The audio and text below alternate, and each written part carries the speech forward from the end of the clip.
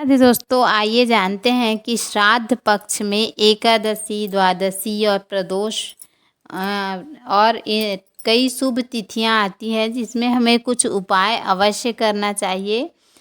तो आइए जानते हैं कि कौन कौन से उपाय हैं जो कि शिव पुराण से लिया गया है।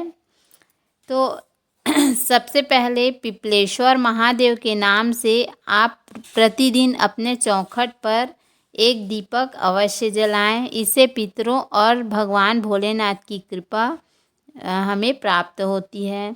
दूसरा उपाय है, प्रदोष के दिन एक सफ़ेद पुष्प लेकर शिवलिंग पर समर्पित कर देने पर अपनी मनोकामना कहते हुए आप इस पुष्प को समर्पित करें तो आपका जो भी मनोकामना है 3 महीने में पूर्ण हो सकती है। तो यह भी बहुत सरल उपाय अवश्य करें।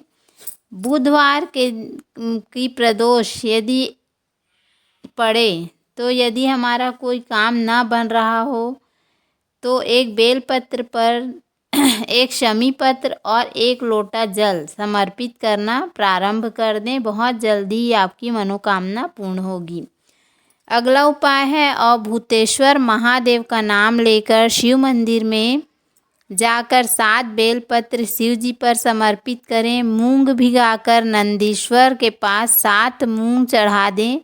बाकी मूंग नंदी को गौशाला में जाकर खिला दें तो पति पत्नी के बीच का जो झगड़ा होता है वह समाप्त हो जाता है।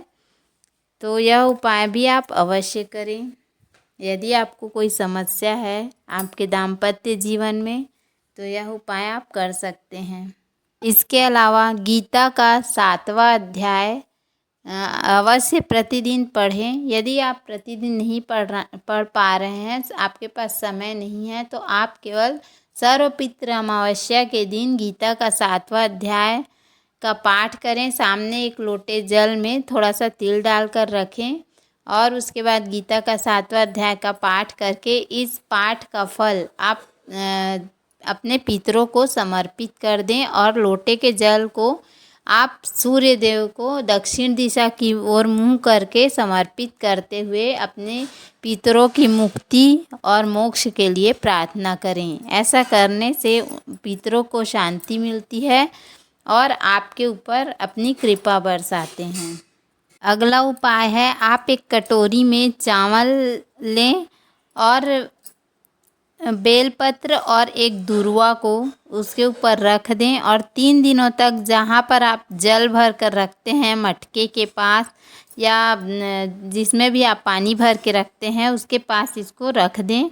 और रोज़ आपको एक दीपक शाम के समय दक्षिण दिशा की ओर करके जलाना है।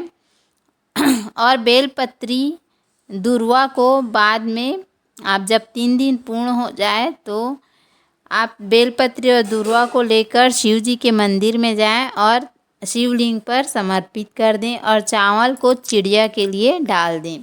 ऐसा करने से पितरों को मुक्ति मिलती है और आपके घर में सुख समृद्धि आती है। तो यह उपाय आप अवश्य करें। धन्यवाद। राधे राधे।